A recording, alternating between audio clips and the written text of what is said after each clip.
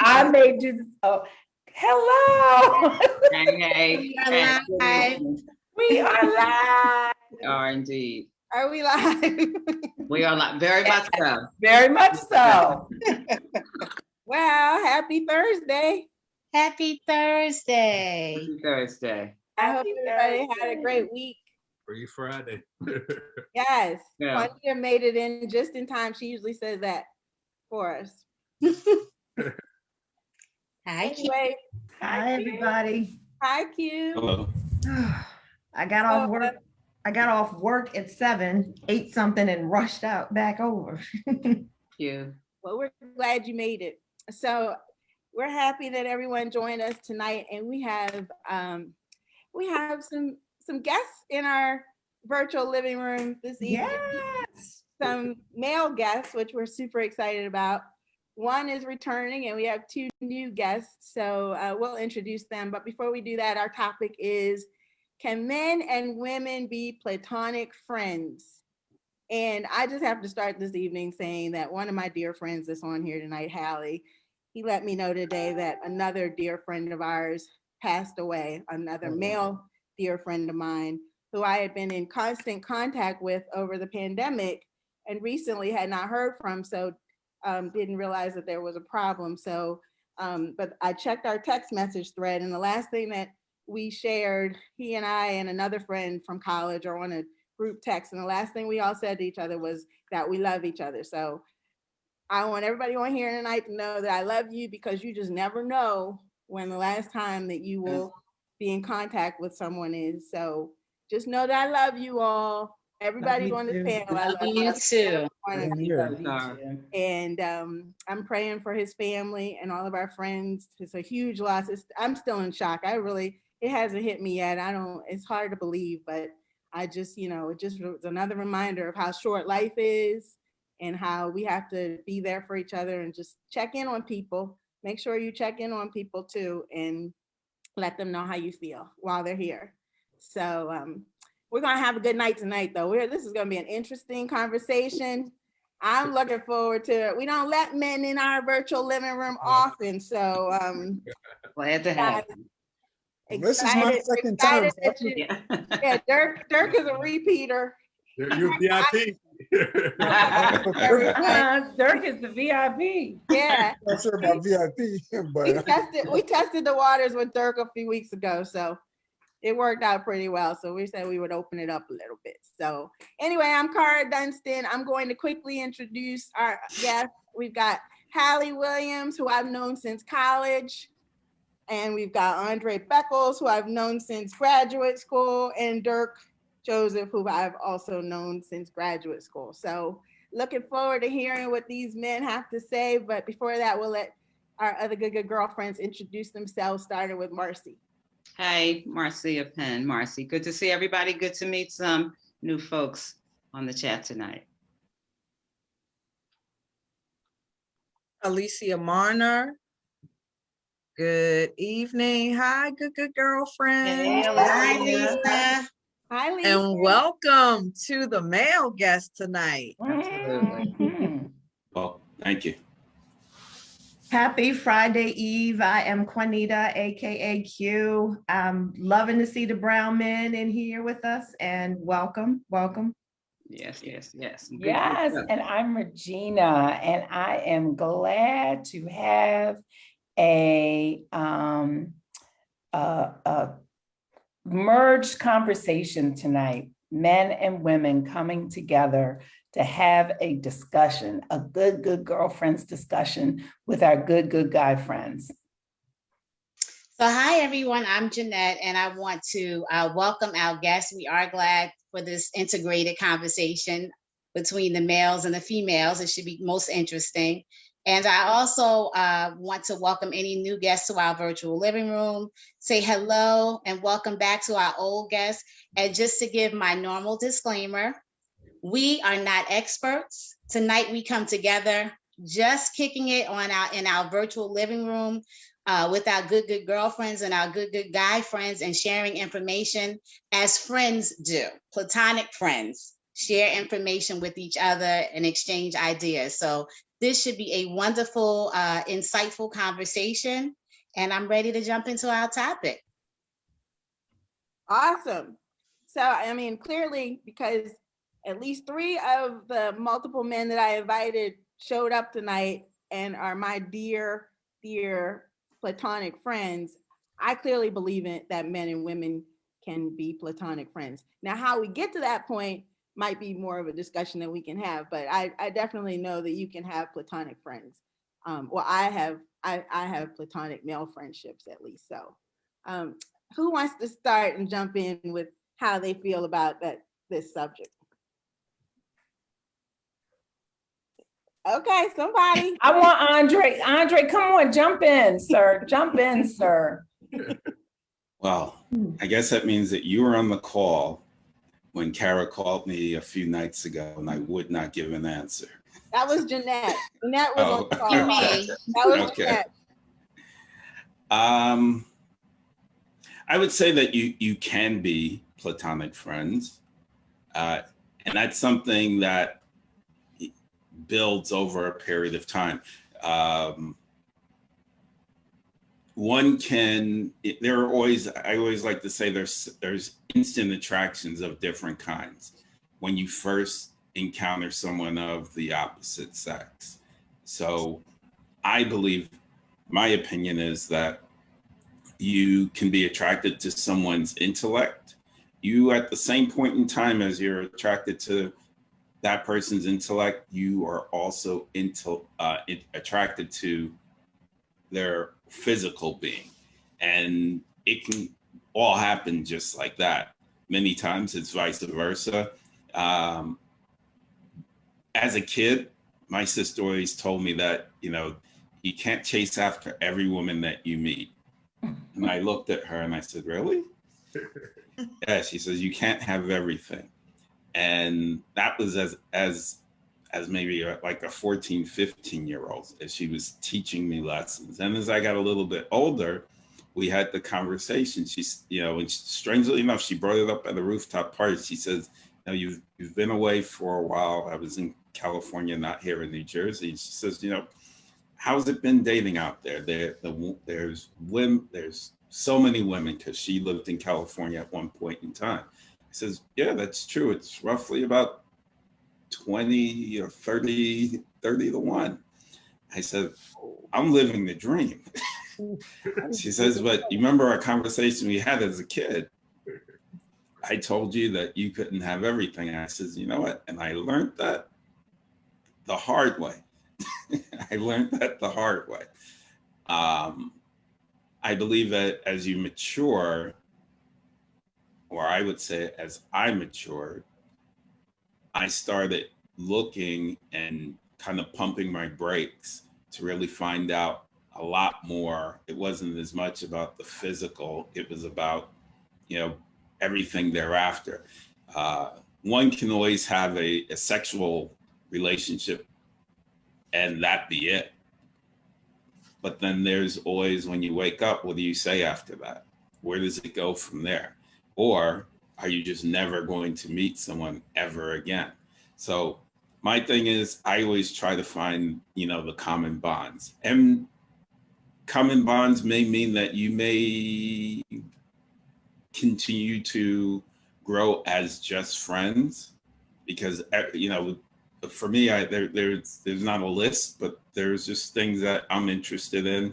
And I mean, there's sometimes that opposites attract, but then there are other times that they may not. And that's how you sometimes just remain as platonic friends, or the relationship will grow over the years.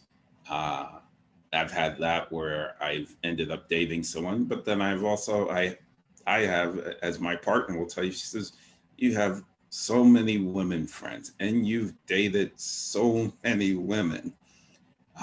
She says, she's always implying something there, but I said, but many of the women friends that I have are just friends. We just enjoy doing things together. As an example, I have a friend who, her father one day in California says, she has a boyfriend. Why are you here helping her move? I says, well, free food. free, free food. I was in college, free food. So I'm here. Plus, she's a good friend.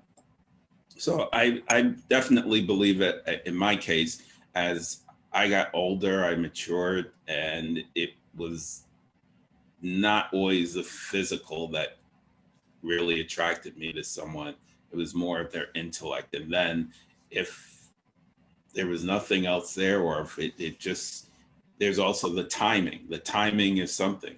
If you already have a partner, then they're going to just be friends. They're just going to be friends, and that's it. I think I've said enough for the moment. So I do have a question for you though. When you first started answering the question or talking about this subject, you said that initially as a younger man, it started out as like was always a little sizzle, like a physical attraction. Yes? That many times would have been the first thing that I saw. Right. Yeah. And then as you matured, it, then you started to look into other things. Through experiences. Yeah. Mhm. Through experience. Yeah. Mm-hmm. So for younger men, one could infer, and I'm not saying, but that a younger man, is a little tougher for younger men, a little tougher for them to have these platonic friendships. Yes, no, maybe so. If I'm doing a small sample size of friends, I would say, yeah. Okay. As one friend's mother said, we were all late bloomers. Mm-hmm.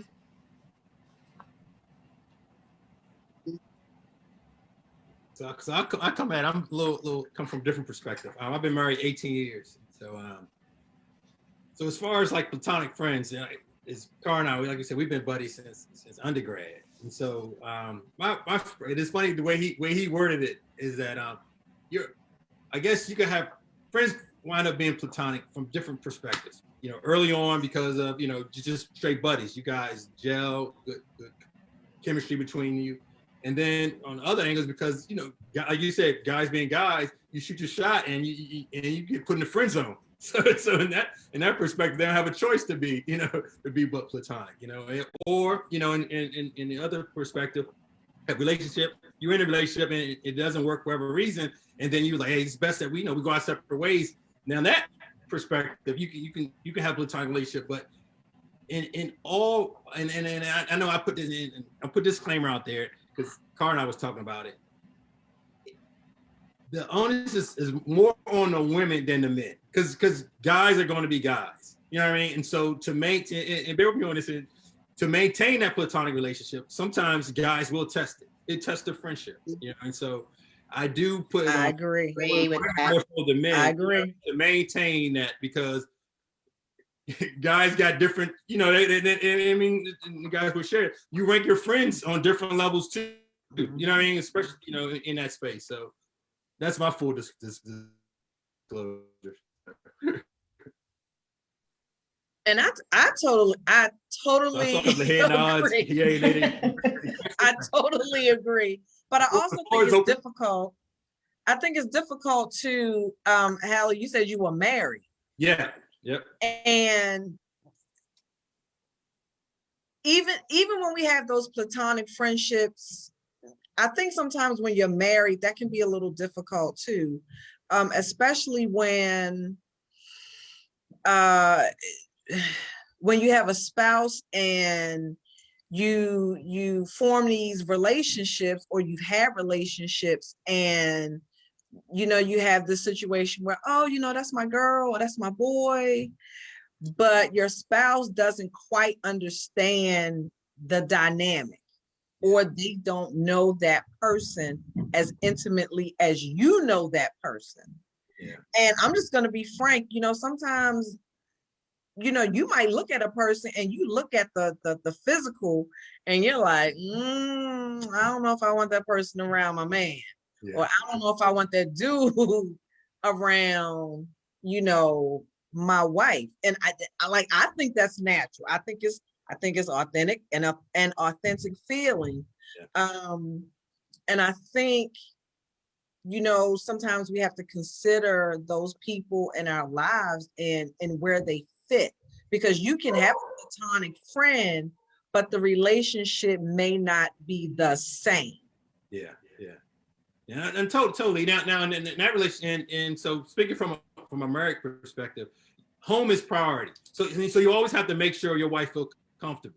I mean, first and foremost. So if she's telling you that she's feeling vibes from a person that you're interacting with, it's on me to check the relationship and the friendship, because you got to keep home happy. You know what I mean? And so that's a totally different perspective. You know what I mean? Like, you have to keep home happy. So there might be relationships where you can no longer nurture. You might have to step away from because of that. But as a married person, you and your spouse, you guys need to be able to communicate. And as a man, I need to make sure that she's comfortable with my actions, that I won't act inappropriately around people too. So that's where you have to nurture those relationships. You know, those two types of relationships on both sides, in home relationship and with your friends, or your people you're I appreciate that, Holly. I think you raised some good points in terms of nurturing the relationship, understanding what the priority is, and I think having communication, because it also may depend on when that person came into your life. You know, if you've, like, you said maybe you and Cara, you've been friends, you've been buddies, you've been kicking it since, college, high school, and then your partner or your spouse comes into your life later on, what's the relationships? And to Andre's point, a lot of times it has to also do with maturing, how you mature into that, into self, as well as, but I think the open communication is key. And I appreciate, again, how you're saying in terms of kind of being aware of, where your partner is in this process, because they very much become a part of that process if you are either married or in a relationship with an existing partner. Yeah. I also would say, when you're talking about having a partner, mate, then the biggest thing is also trust. If you have friends that are of the opposite sex, the biggest thing is trust. So in my case, there are times that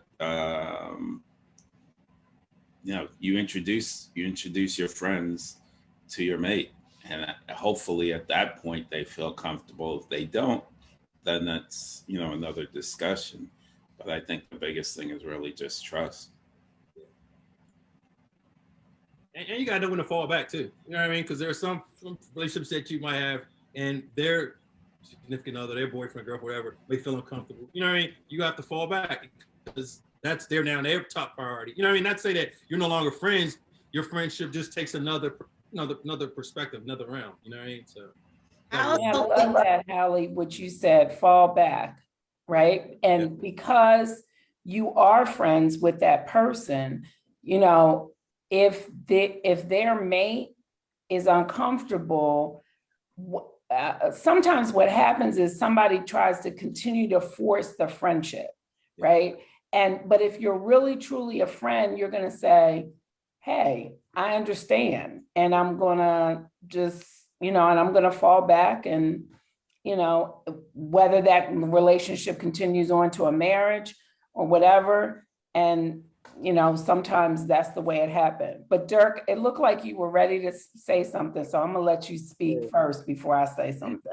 Yeah, so I kind of agree with what Andre was saying about the trust factor, right? Because I've got a lot of female friends, and straight just friends. Cara will tell you, she knows me probably better than a lot of people do. And when I say I'm a friend, I'm a friend. Precursor to this conversation, me, Cara, and Jeanette, we had a little kind of powwow, if you will. And we talked about, or I kind of mentioned from my perspective that it's a choice, right? Andre kind of alluded to it, saying that, you kind of have that attraction, right? You either have an attraction or you don't have an attraction, but it becomes a choice. It's like, do you want to maintain a friendship and have a relationship, or do you want to move on, right? And I think sometimes that's what creates the problem, is the fact that kind of communication, what you said, Regina, you gotta communicate, right? Because if you really have an attraction to the person, then you need to let that person know how you feel, and you either accept it or you move on, right? So for me, you know, what you guys were all talking about, I feel miserably. Like Holly said, you have to know when to fall back. Well, for me, I'm the kind of person, what you see is what you get. If I tell you I'm a friend, I'm a friend. There's no hidden agenda. There's no ulterior motive. So for me, if I tell you that person is my friend, they are strictly my friend. I didn't know how to say, okay, to put my situation first to say, hey, all right, I can't talk to you anymore because the person I'm with has trust issues. So I can't talk to you. And that's kind of unfair to some degree. I know you got to put that person first because that person is your spouse or your significant other or whatever they may be. So you're supposed to put them first. But when you know in your heart that person is strictly just a friend and you got to give up that friendship because like in any relationship, no one's going to always have the total connection, right? One person might give you one aspect of what you need. Another person might give, so now you have to give up that friendship, right? Because you know that person is just a friend, but you have to give it up because that other person doesn't trust you. So you got to give it up. And that's a tough thing. I'm not saying it's right or wrong. I'm saying it's a tough thing. But again, back to my point, I think being a friend, whether you say platonic or whatever it may be, I feel it's more of a choice. I mean, just like cheating. Cheating is a choice. If you're going to cheat, you make that decision to go cheat. And no one can argue that point because no matter what you say, I'm going to do it or you're not going to do it. And no one in the world can argue me that point. That's a choice that you make. So you either do it or you don't do it. And I think back to blurring the lines of, okay, am I going to keep it platonic or if I'm going to, because how many times have you guys, we can do a poll. How many times have you guys heard the best relationships? I'm talking marriage, whatever, right? The foundation is built on friendship. How many times have we heard that? So then what are we saying? You can be a friend, but then my brothers were saying, you can graduate to something more, right? But it has to be mutual. And that's kind of where it starts getting sticky. I think that's what I was going to say. I also think, oh, go ahead, Juanita. Oh, it's Dirk said, I've had a similar situation where, I had to say, listen, no, this person can't be your friend. But I also think it depends whether the person who came first in the relationship, right? Like my husband, he's got a childhood friend that is just whatever, but somebody new came along and I was like, I don't like her. I don't want her around kind of thing. And that's a different story, but a childhood friend who I'm not going to tell him he can't be friends with somebody he was been friends with for as a child, but we've met and all that kind of stuff or whatever. But I think you kind of have to balance that with what type of relationship you're having with that mate versus the friendship. Right. So I just want to kind of follow up on what you said, Q, because you raised an interesting point. And that's kind of where I got in trouble a lot, right? Because I had friends. But what happens when it's began at a more romantic relationship, but then you realize that, okay, we are better off being friends than we are being intimate, right? So how do you transition there? And that's one of the, again, I mean, I got in trouble all the time because I knew what I was going to do. And rightfully so, my ex-spouse, what she would say made, I get it. I mean, I look back now and kind of reflect and I get her point. Not that I didn't get it back then, but I get it more now where, her position is like, okay, well, you were intimate with this person and now you're friends. I know you, right? Because she knew me and she would tell me all the time that of all the people in her life, she trusted me, right? And that's man, woman. So, but I understand her perspective in that it's not me she was necessarily concerned about. She was concerned about the other people and what they might do. Now, me, I'm thinking, okay, we're friends. So that person feels the same way that I feel. And that's why I'm saying I get her point now, because not everybody says how they really feel. A person might say, just to keep the relationship going, oh, I'm a, like Holly said, fall back. I'm a fall back, but they really have some other desire. And that's why I say you have to be honest and truthful in communicating. And, was it Regina said communication? Communication is absolutely critical. Don't bullshit, because if you bullshit, it's gonna create a lot of chaos.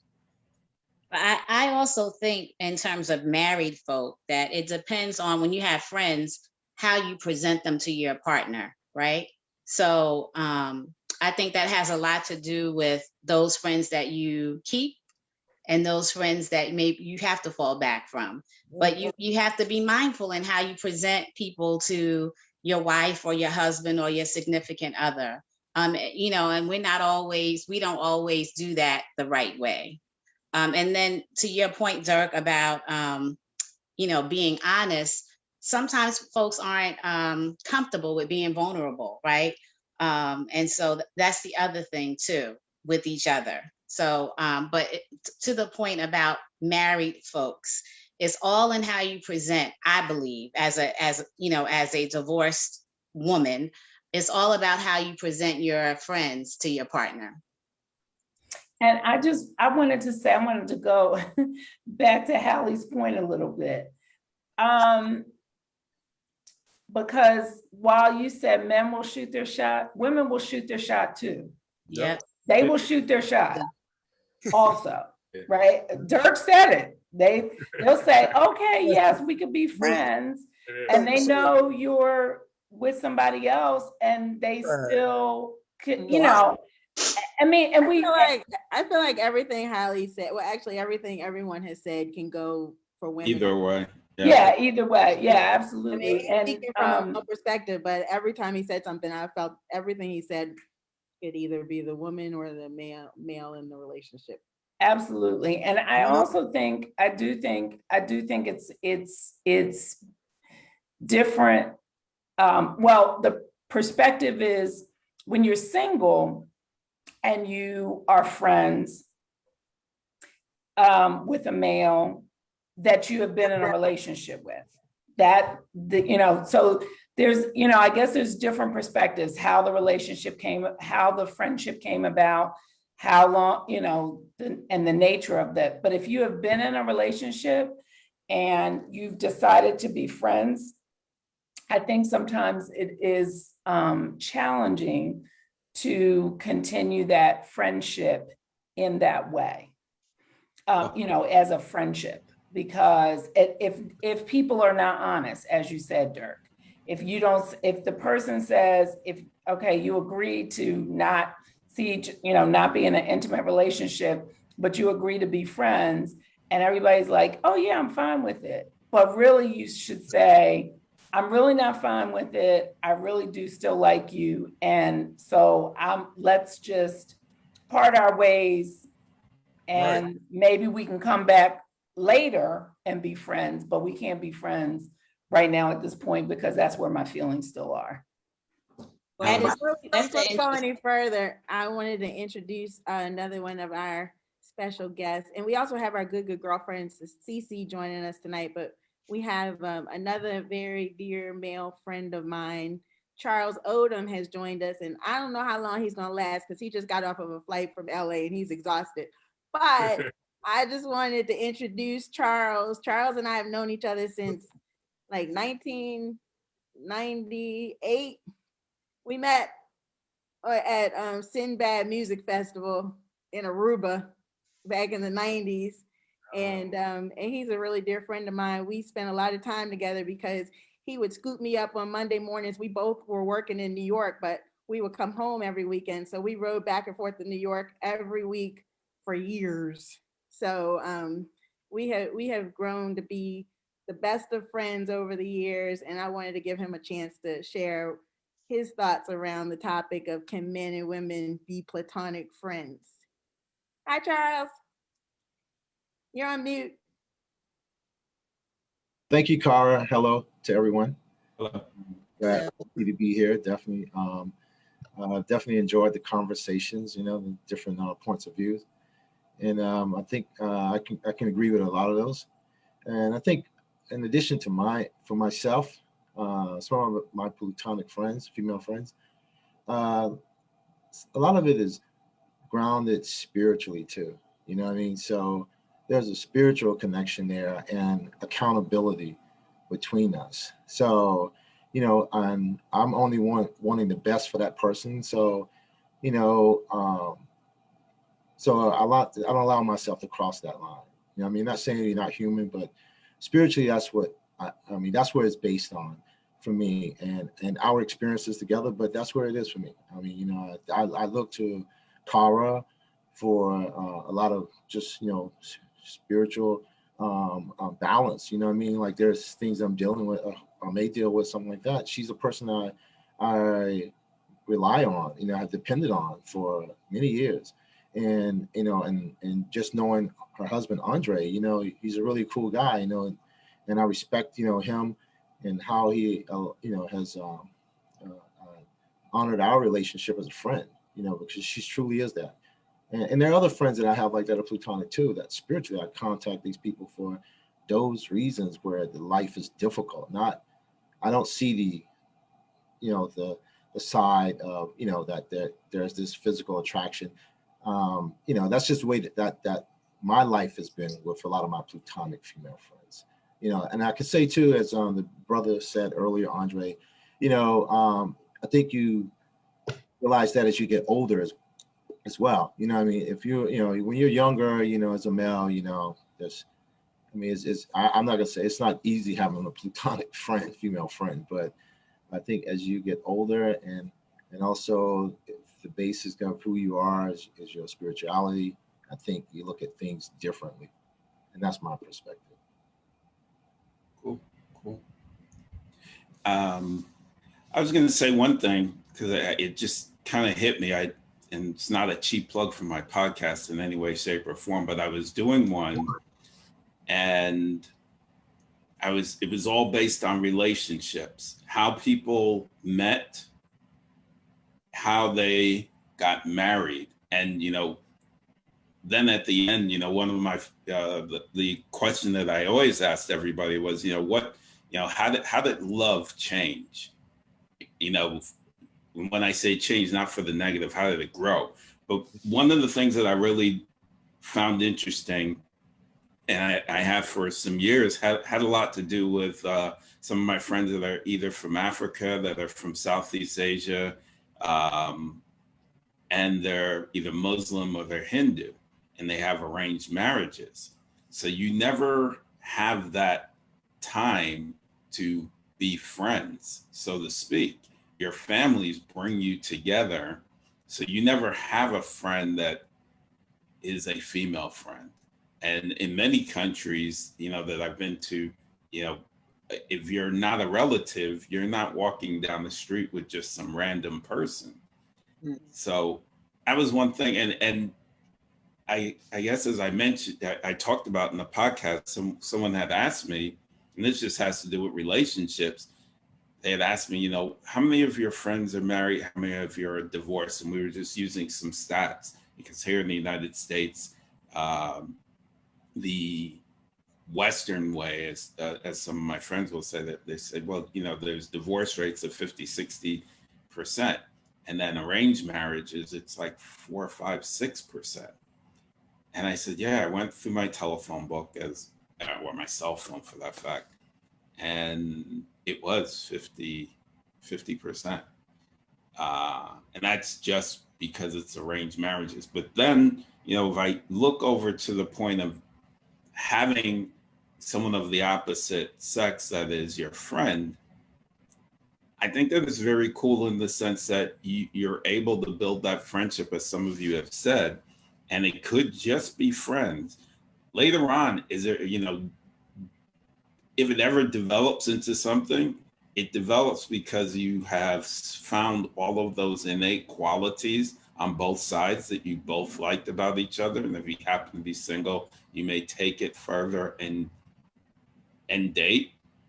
Or in some cases, I have some friends that just got married. They knew each other for 10, 15 years and they were just friends, and then they were both single, and they looked at, what they really liked in a mate, and they had it right in front of them. Yeah. So I think being a friend with the opposite sex can definitely be a plus. It definitely can be a plus. So you can have those friendships. If you had asked me, kind of like when Kara called me and I was in several zones, and you asked that question, I was like, oh, really? If you had caught me a few years ago, yes, I'm sure I would have said it makes no sense at all. But I definitely believe that you can find a lot of good qualities in having friends of the opposite sex, or if indeed you're a same-sex person, and it can work one way or another. I mean, friends are to be cherished. I like to say, when you talk about friendships, for me, it's kind of like that. There's that term, whether it's blood in, blood out. If you're a friend, you're a friend for life, and I'm going to really do just about anything for you, and as long as it's reciprocated. So in that sense, I treasure friendships, and I don't have 1,000,001 friends, but I have all the friends that I do have. I trust them. If they say something, I'm going to believe them. Mhm. Real quick, since you mentioned your podcast and we wanted to share that a little later, tell everyone I enjoy your podcast, and I share it with a lot of my family and friends, and I totally enjoyed that episode. I know exactly what episode you're talking about with the couples, and it was really interesting later to see their pictures, trying to put the faces together with the stories. But share a little bit about your podcast so we can share that on our Facebook live real quick. What's the name of it? The podcast is called The Justifiable Noise Project, and it's evolved over time, but basically I deal with a lot of issues that regular media may not touch on as frequently, or people don't talk about as frequently as I believe they should. So it really delves a lot around people of color. So if you're of African descent, if you're of Indian descent, if you're of Latinx, I believe that the media has never done or it never does enough to really delve into the topics that I think that many people want to hear. So I can have various business owners on. I can talk about relationships. It really just depends on. I have like a list of maybe 100. I went into, maybe it was about 2 years ago, I went into a pub because I started off with 2 other friends to start it off. And I came up with like 150 topics, and I have not gone through them all. I've done now maybe about 40, 44, 45 podcasts. I collaborate with friends of the opposite sex sometimes.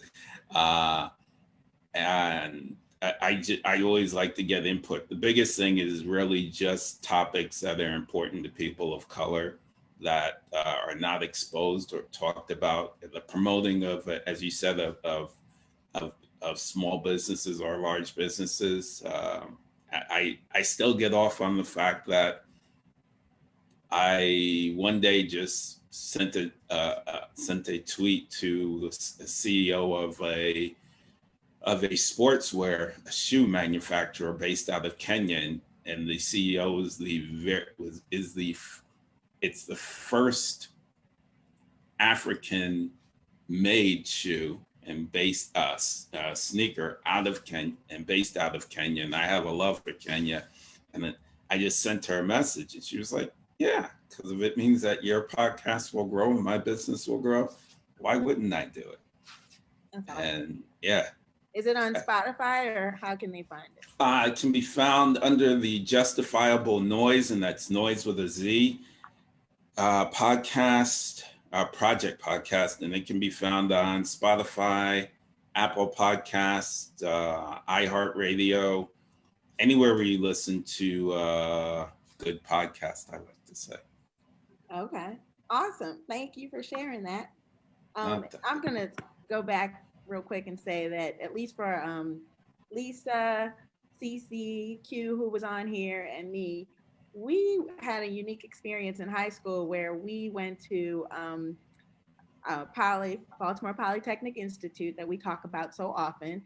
And it was formerly an all male school. So just a few years before we arrived, they started letting women attend. And so we were in school with approximately what, 75% men, 25% women, if that.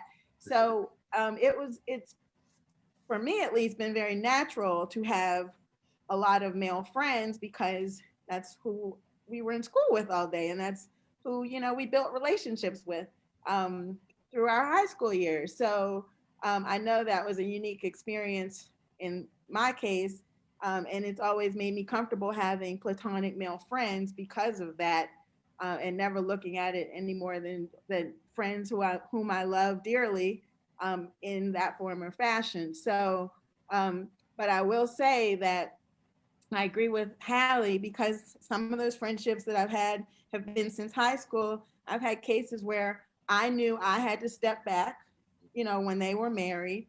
And in some cases, I have made wonderful friends with their wives, and we've become one big happy family.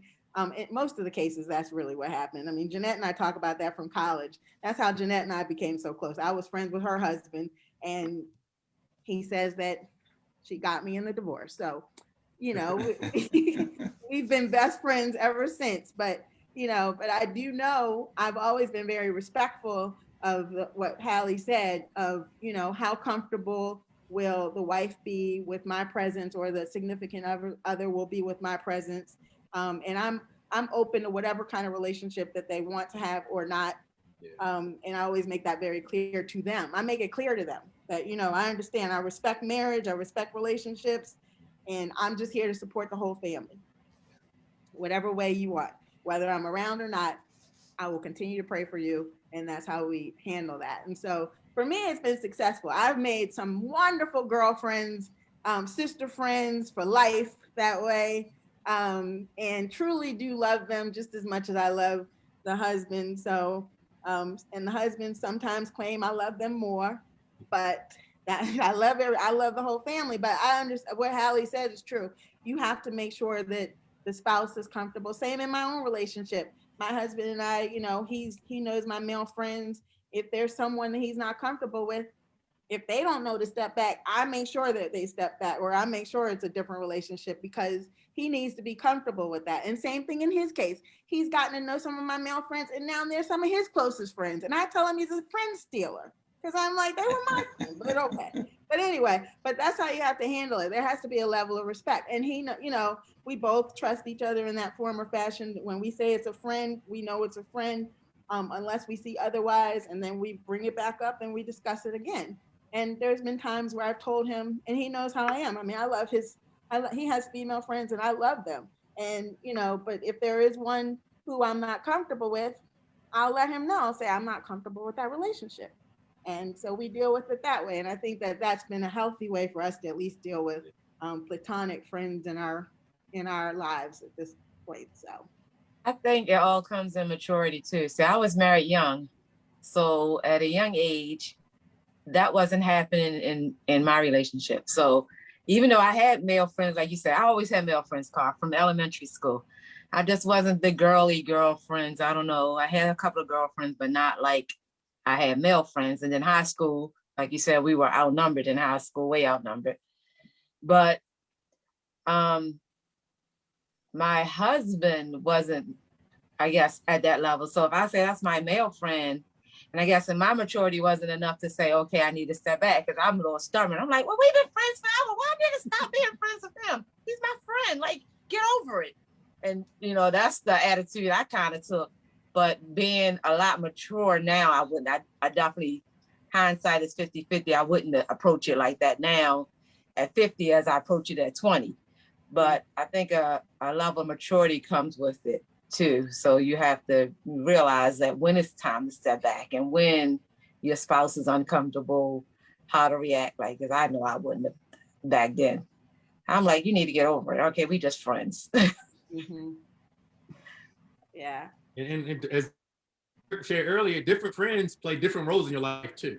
You know what I mean? Like some people are like your sounding boy you go to, or some people you go to for professional advice. You know what I mean? Or some people when it's a hot topic, you know, and you want to talk to or joke about. You know what I mean? So you have different people that play different roles in your life too. You know what I mean? You nurture those relationships. Yep. That's true. That's I true. have one particular male friend. His main reason for calling me all the time is, Q, am I wrong? She said, well, like, give me your sister's perspective. What I'm supposed to do? And I'm like, nope.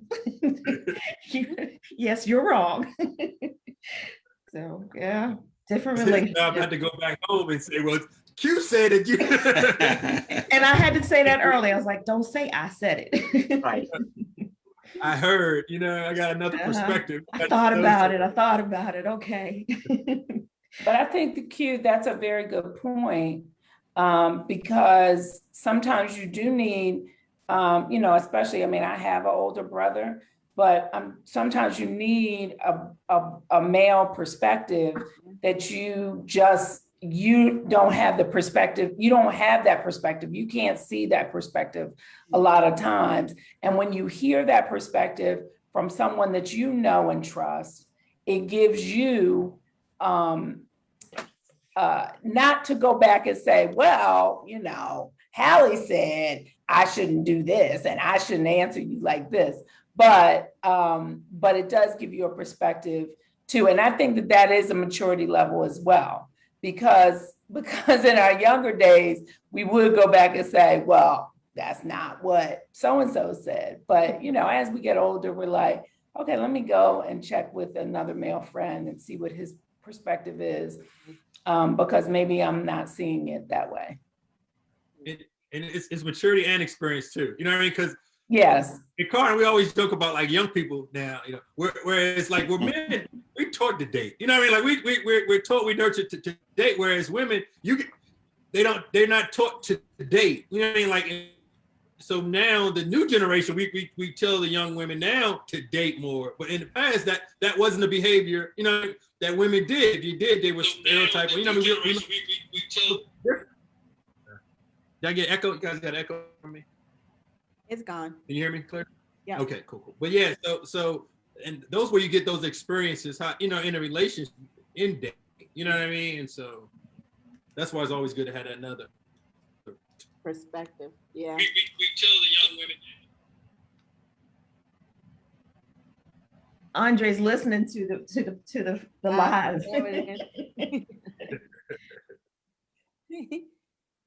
Yeah, it'll be 35 years since we graduated high school. You know, all those friends are brothers. That's the first thing I say. I was like, that's my big brother, my brother. So. Yeah, they're like family at this point. That's the thing. Once you become, you know, friends like that, you become family after years. They are. Yeah. Yeah, and that's all about relationships. You never want to lose that. As I said, and you were talking about friendships at the start. You try and cherish those. We've gone through, or we're still going through COVID, and I'm sure everybody has been touched, whether it be family or friends. And you know, you definitely cherish your friends, whether you know it's the same sex or opposite sex. You know, I have one friend that's out in California, and you know, she's like my right hand partner in crime. And I could tell you that my partner, she couldn't understand that at first. It was like, yeah, you know, it's like my girl. We've been friends for ages. But eventually, once she met her, then she knew. She became comfortable with it. It's all about making the other person comfortable with the situation too. I mean, and like Jeanette started this off, it's how you present them, how people are presented. Correct. Yeah. All right, everybody's silent now. This was a Well, I was expecting more questions. You guys are quiet, so it's just cool. one of those topics that makes you think. Yeah. I think Dirk was the only one that kind of told us the bad side of it. I know some of you other gentlemen have had some experiences where didn't quite go right, and you could have handled it differently, maybe, or the other person didn't handle it. Yes.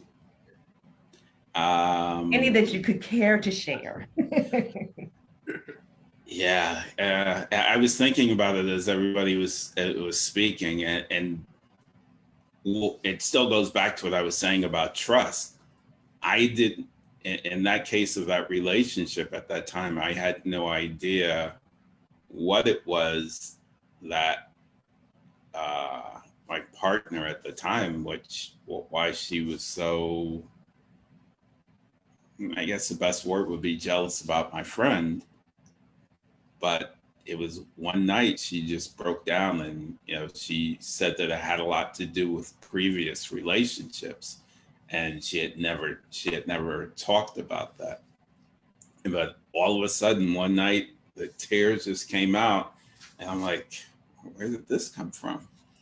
And then at the end she said, that's why, and really it really delves in this topic of men and women being able to be friends.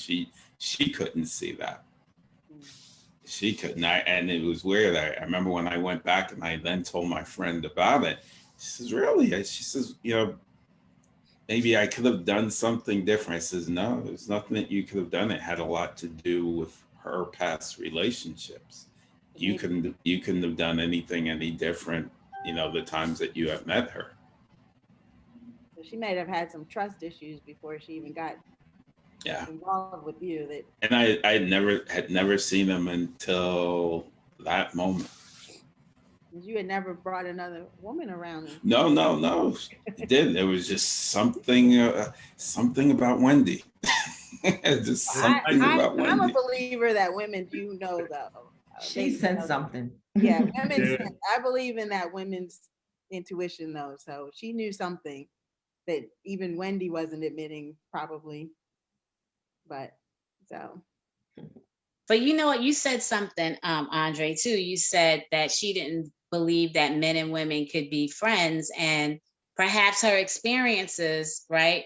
She had never really had a male friend, so that might have been why she felt that way too. So when you have a significant other, and we all know this, they bring their own stuff to the. We all bring our own stuff. Which might lead to sometimes I agree, women's intuition is strong, right? As they say, game recognizes game. Men have that, women have that. But there are some cases where it is based on, it may not be so much that there's a trust thing, but it might just be based on their experiences. And a man's never had just a female friend, or a woman's never had just a male friend. So they don't understand, they lack understanding. Mm-hmm. And it comes across as them not being trusting, where it's just a lack of understanding. Mm-hmm. I mean, and we all deal with different levels of insecurity. You know what I mean? So like, how can you be that friend with someone that's attractive? You know what I mean? So we all deal with different levels too. So it's your job to make them comfortable. You know what I mean? And right. and accept their response. Like don't brush it off or force you feel on them.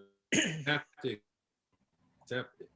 Right. And I think it comes back to your experiences and maturity, because when you're younger, or even as you grow, how do you know to have these conversations? You haven't had the experiences. And then it comes up, Kari, you all were, you started with some male friends very young, and it's just grown over time. And that to me is really a blessing to have. I'm also about friendships and cherishing friendships, both male and female friends who have been, in our life, either from high school or from college. And I have some friends, who I'm still very much connected with. I've had some friends that I've dated, and it didn't work out that way. And we became good friends, and we're still good friends today, because there was something about each other that we really like, and that there was some things that we were attracted to. There were some intellectual things, and some of the things that attracted us that we thought that didn't work, but we were able to get past those. But to me, it really depends on the people, you know, and how much you cherish the friendship, how much you trust one another, and having your partners understand it. But how do you learn to have those conversations if you've never had them before, if you haven't experienced them? It's back to that communication. Everybody doesn't know how to, you know, how do we just, you know, how do I sit and talk to you? Especially if you guys have friends that you guys have been connected for a very long time. You know, I have friends high school and then from college that I've been connected to. And so everybody doesn't get that, you know, and those things to me are absolutely special. And Dirk, like, you know, you said, and then CC, you both said, you know, hey, these are my friends. They really are my friends. And they've been in my life a very long time. And that's a special thing. So, you know, again, the communication is really key in terms of having, you know, your partners understand that, providing they are absolutely your friends. And then there's that. And then there's that. And then there's that game. Okay. So I think too, though, like you also, and maybe this speaks to maturity, but in a relationship, and I'm gonna go back to Andre, what he said in the beginning about there may be like, you know, male, female, there's energy, there's chemistry, whatever. And you might have a good friend and you find, oh, there's a little spark there. You have to be mature enough to make a decision. I am not going to jeopardize this friendship.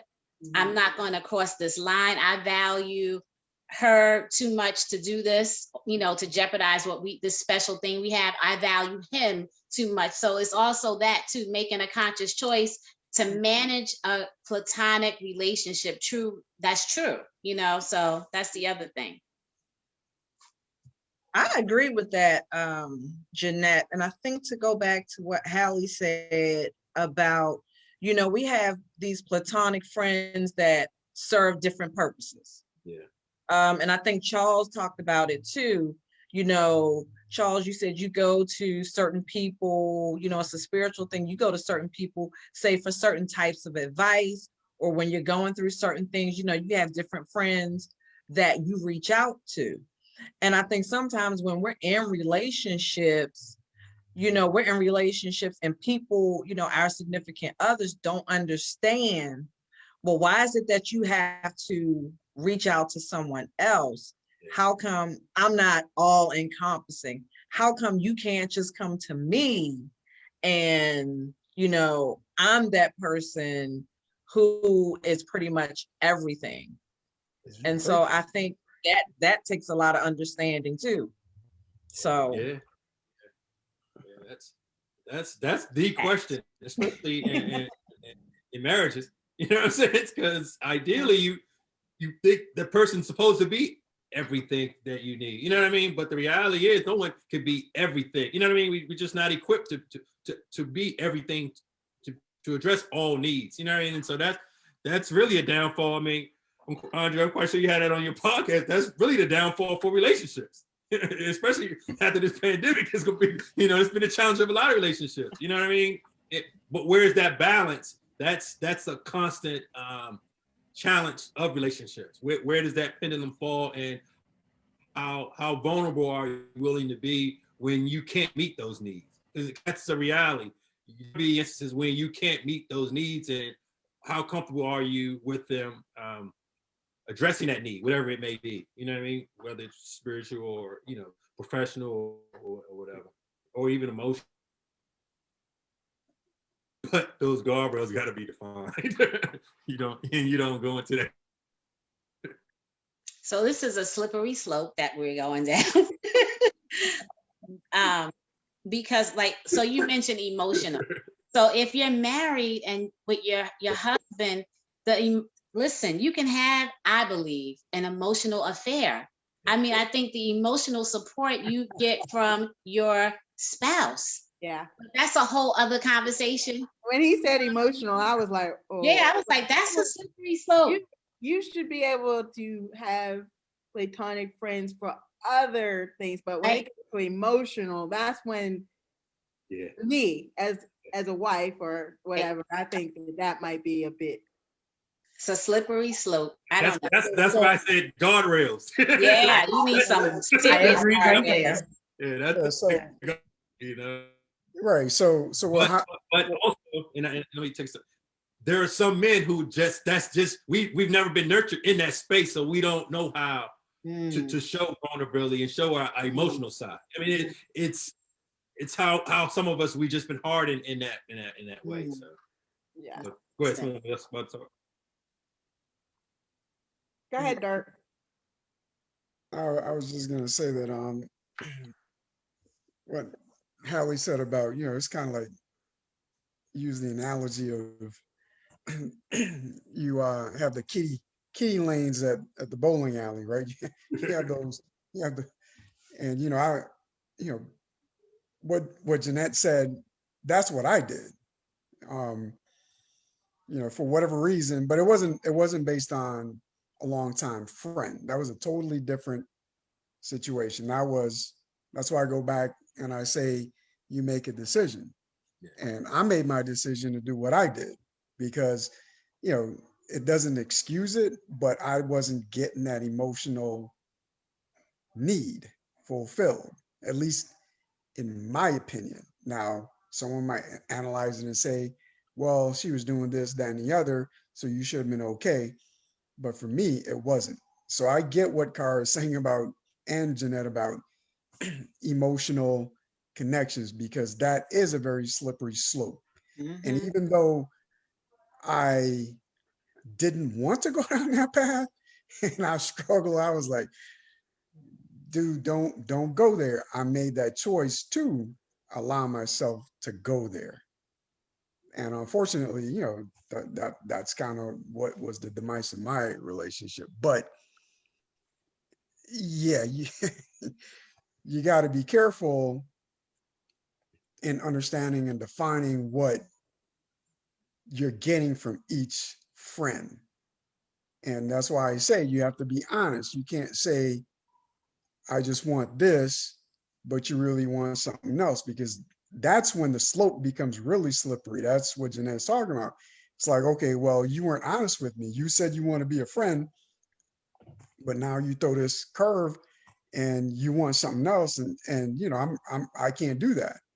I'm not just, it's not just that I'm not supposed to, I just can't do it. I mean, for me, when I was in at the job I'm with the firm I'm with right now, I actually had to go to HR on someone because I felt totally uncomfortable. I'm trying to be a friend, and every day it's like, hola mi amor, and kiss me on my cheek, and I'm like, so Latin people can be amorous, if you will, and they're very affectionate. Not amorous, it's not the right word, but affectionate, even in friendship.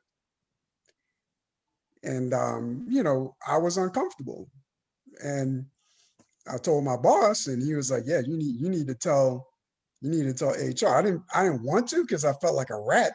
I felt like, damn, I don't want to get this person in trouble. I just didn't want.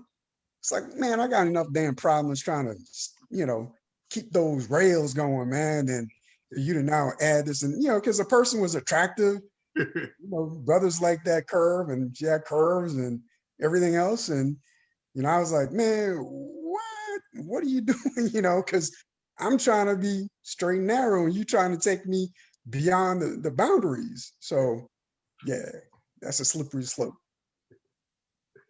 Yeah. Good for you for maturing. But see, okay, so I don't mean, okay, so I gotta jump back in because we were talking about maturity, right? And I mean, I've always been that way though.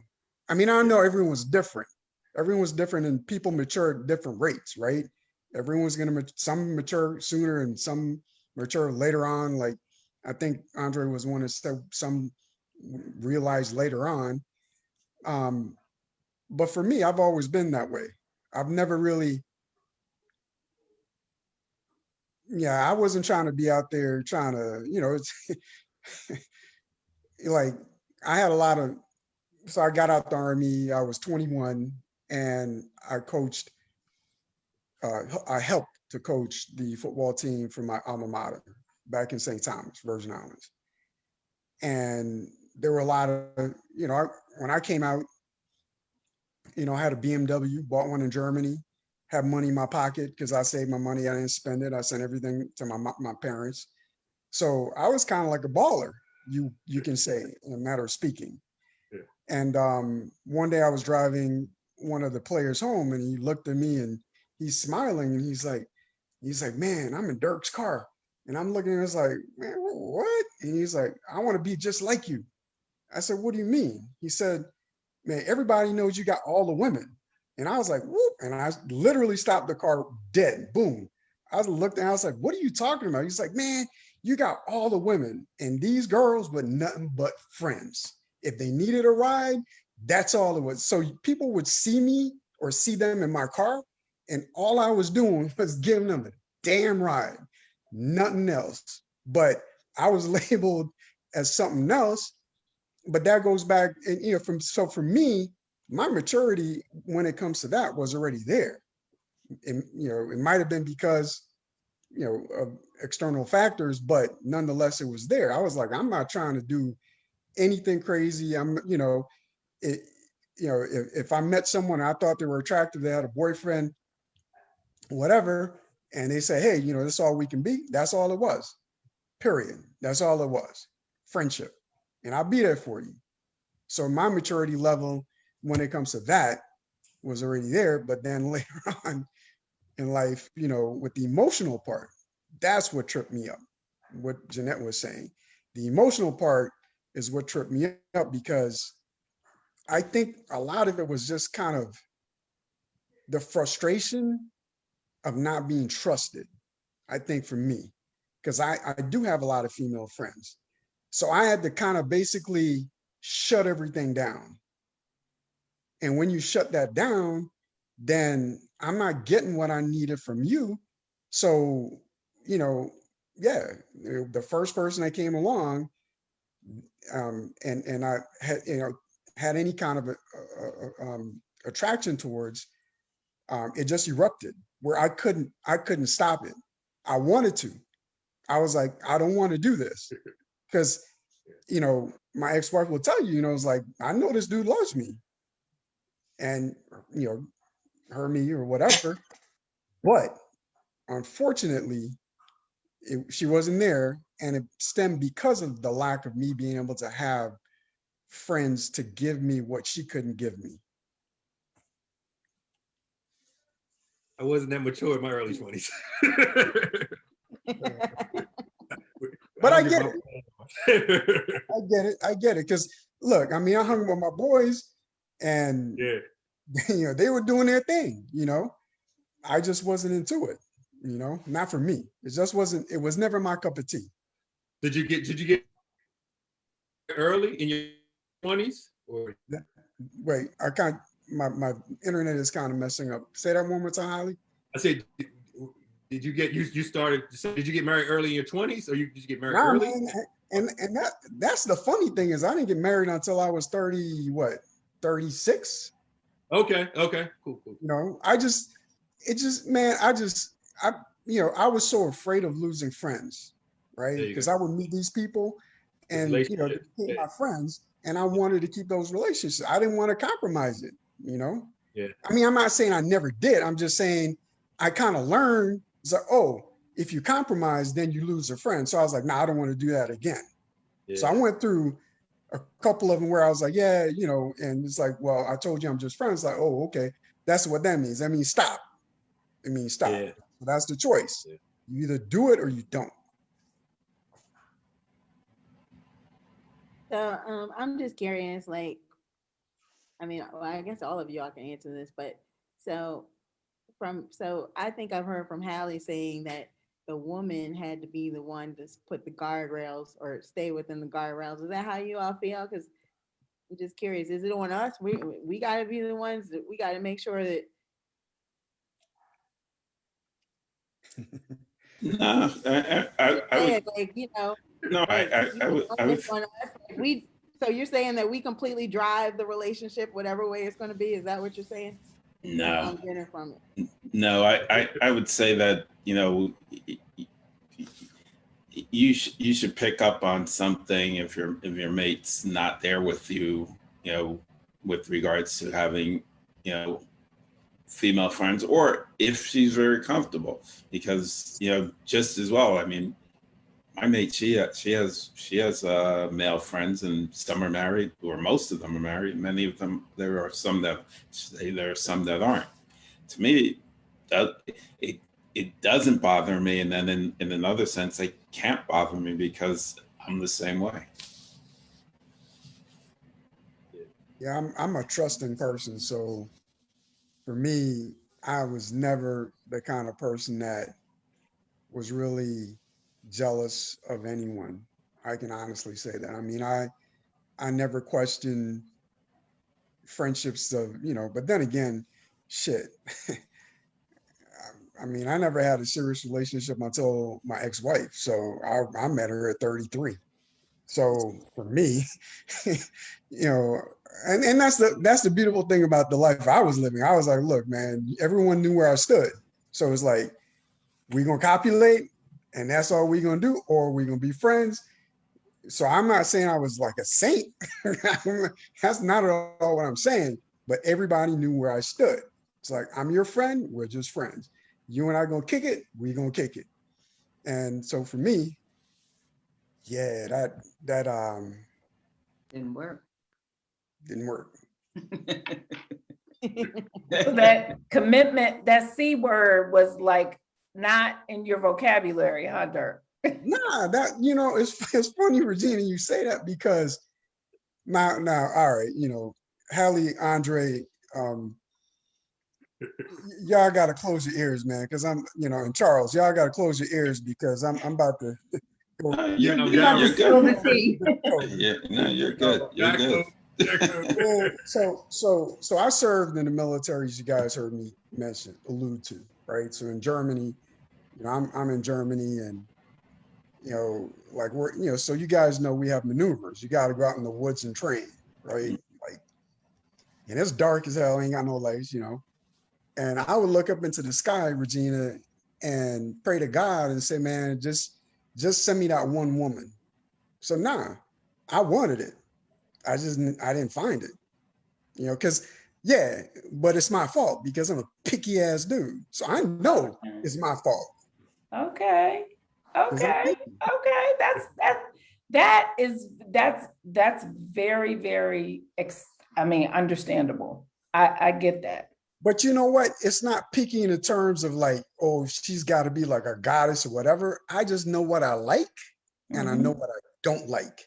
Mhm. And so until that person comes that has everything I want, because they're not gonna be the prettiest person. They're not gonna be the smartest person. I just know what I want and I'm picky about it. And I think that oftentimes, most people in their younger years may not have been. Well, let me speak for me. I'm not going to speak for anybody else. Let me just speak for me. I was not, and now I really, really am. And so, Car will say, I'll roll off in a minute, because and it's not because like I'm rolling off to just be rolling off. Like, I know what I like and I know what I want and I know what I don't want. No, it's not a time thing, Hallie. It has nothing to do. Not time in terms of age, right? But time in terms of like, I'm not gonna waste your time. Exactly. And I'm not gonna waste my time, right? Absolutely. And that's because some dudes, again, Hallie, Andre, Charles, y'all could probably, it's like, some dudes would just be like, man, I'm gonna just go with the flow just to get what to get the physical part. Me, I was like, look, I'm trying to, and see, that's where like the conversation becomes, is like, can you just be platonic friends? You can be friends, but sometimes it turns in, we talked about sometimes turning into more than that. And I do believe that you have to be a friend in a relationship, whether it's a marriage or whatever. You have to be friends, man, because when all the other infatuation and all that stuff is gone, then you don't have jack. You don't have anything, right? So you're sitting there looking at each other like, I don't even like your ass because I'm your friend. You know? So now what do you have? You ain't got jack, right? And So I think that that's what happened. A lot of that happened in the pandemic. right. Because Like you me, really had to, you really like all day, every day. You couldn't escape by going to Right. work. You couldn't escape like just for a few hours. Like I think a lot of that happened. right there. Like, Yeah. and if you can, and I look at my parents who've been married for over almost 60 years. Wow, congrats. And I watch them interact. And like, is it like a whole lovey-dovey, blah, blah, blah? No. But No. guess what? At the end of the day, they are friends. You're best friend. And you know, they managed during the pandemic. Everybody was up in the house, you know, and they both are retired even before the pandemic when they both retired. Like, it's just, you know, so I do think that there is a lot to that underlying, Jeanette said it first too, that underlying friendship is very, very important. I think that is the most important thing. And there are times where you have the friendship and you realize, you know, that that's all you can have. Do you know what I mean? Case in point, my ex-husband and I, we're great friends. People don't understand, right? That's all we could have. That's how we operate best as friends. And we're great friends.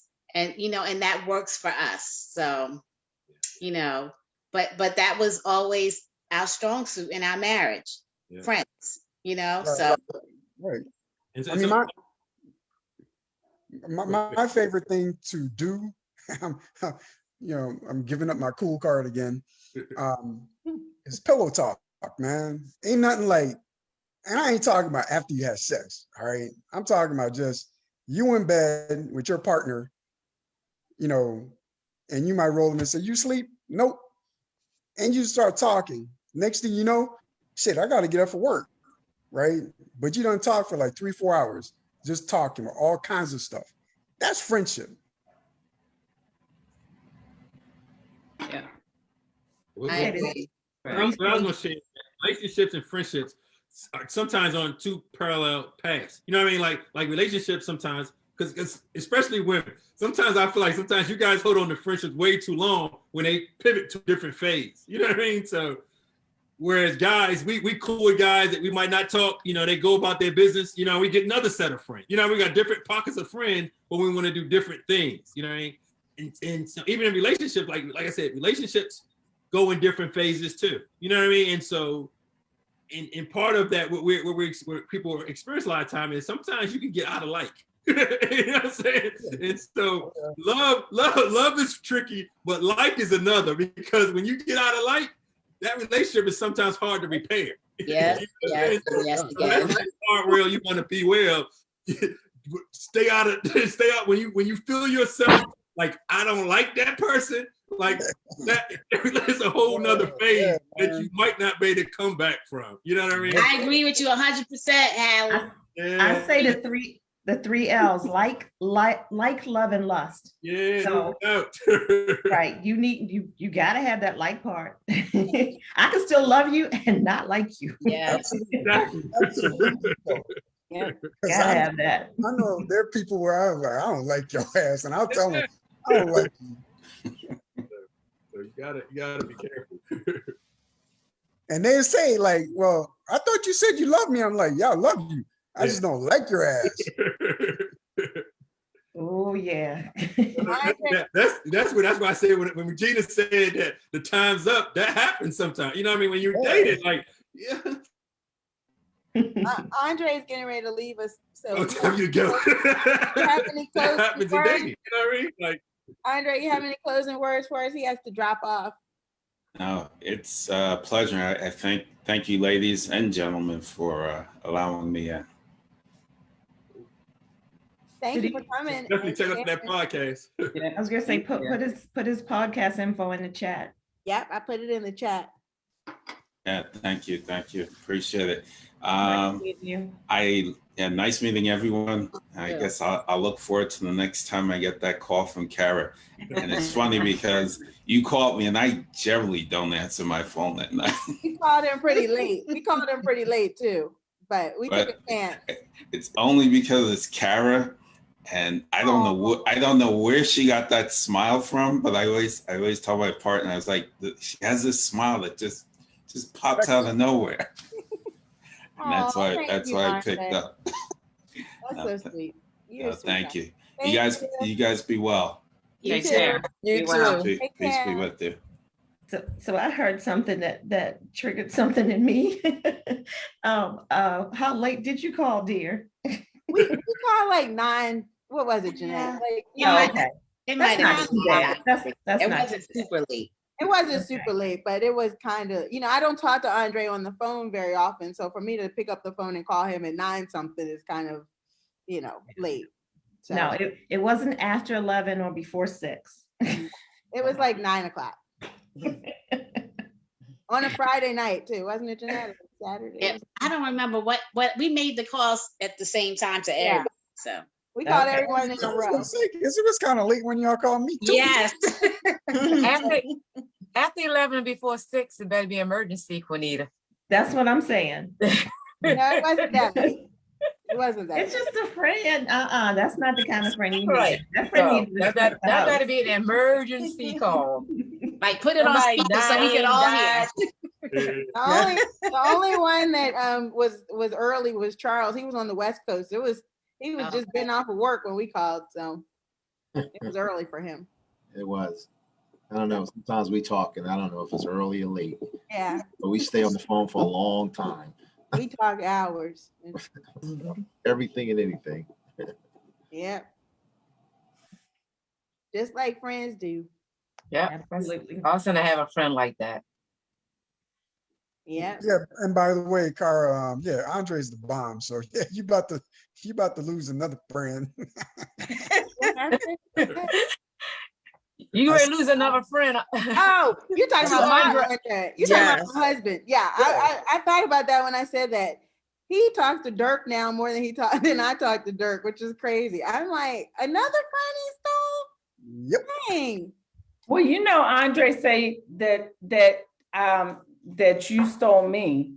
Right. He says I stole. He Ricky. says that all the time because I was friends with Andre.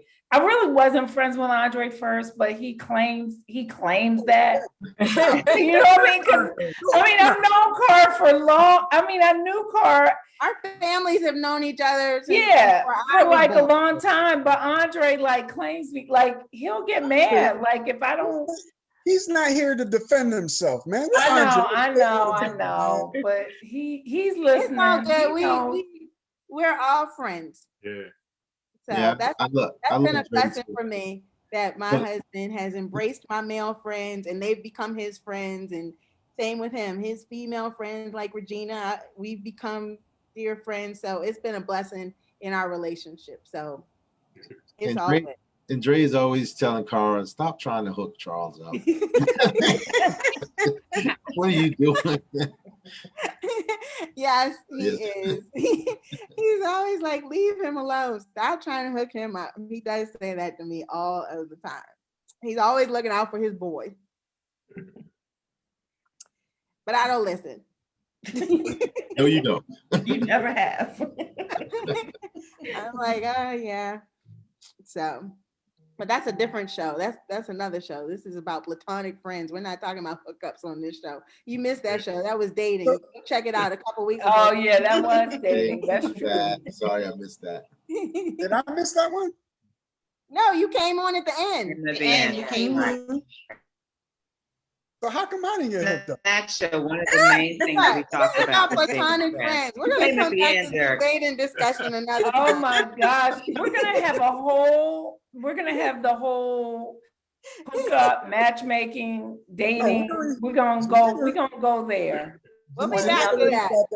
Jeanette got that under wraps right now. She got that. I know she does. Yeah. But for now, does anyone else have any comments about platonic friends? I know, Charles, you have anything else you want to say about platonic friends? I mean, you know, just a lot about what you already said. You know, I try to make sure that my platonic friends, you know, significant others feel very comfortable, and I try to be very respectful of their relationship. You know what I mean? Even though, like I said, they may be giving me something, you know, for me spiritually, whatever, but I still try to be respectful of their marriage or friend or relationship, whatever it is, you know what I mean? Because I do cherish the friendship, you know, and that comes along with being respecting her relationship. So, Charles, we appreciate you getting off a plane and joining us. That's like epic. tired. Look. That's that car smile. Yeah, she did text me. And friendship. Say, "Are you coming?" I said, "Oh God, let me get on." I would never hear the end of it. So anyway. He didn't want to hear that. He didn't want to hear my mouth. Well, that's a good friend. That's a good friend. Yeah. He didn't let you down. Dear friend, yes. Hallie, you have anything else you want to share? I think I touched on it. You know what I mean? Just you got to keep those guardrails up. You know what I mean? And stay away from that deception space. You know what I mean? We all people fall into that, but you gotta be straightforward. You know what I mean? Don't be afraid to hurt someone's feelings. You know what I mean? Yeah. If you feel a different way about them. Yeah, the guardrails was a good point. Yeah. And Dirk, anything else I'm good. about platonic friends? Rest in peace, X. That's all I gotta say. That was my man. That was my man.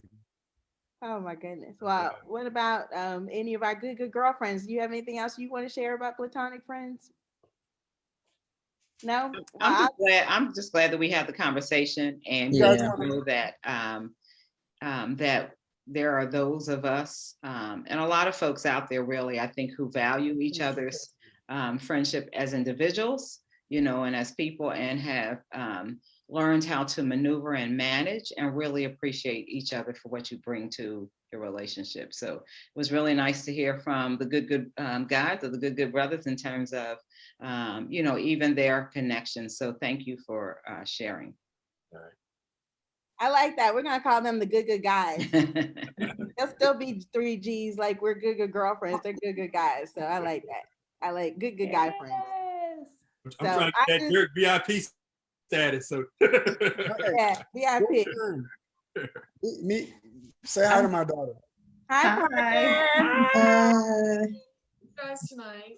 Good. How are you? Good. You guys all look so wonderful. Oh, Oh, thank you. I love Parker. She's beautiful. She's a freshman at FAMU. Oh, wonderful. She was supposed to be a Spelman, but no, she's supposed to be a FAMU. Where's she supposed to be? Spelman. That's my alma mater, essentially, not effectively. Essentially. We do need to wrap this up. That is one college that has not converted like Poly. It has not converted. We're starting another topic. Oh, okay. You went to Morehouse. Yeah, you went to Morehouse. Yeah. I mean, I got it. I knew that that's what you meant, but That's not what you playing. said, right? I was worded. But I got my son at Morehouse, so I got one. There you go. Oh, okay. There you go.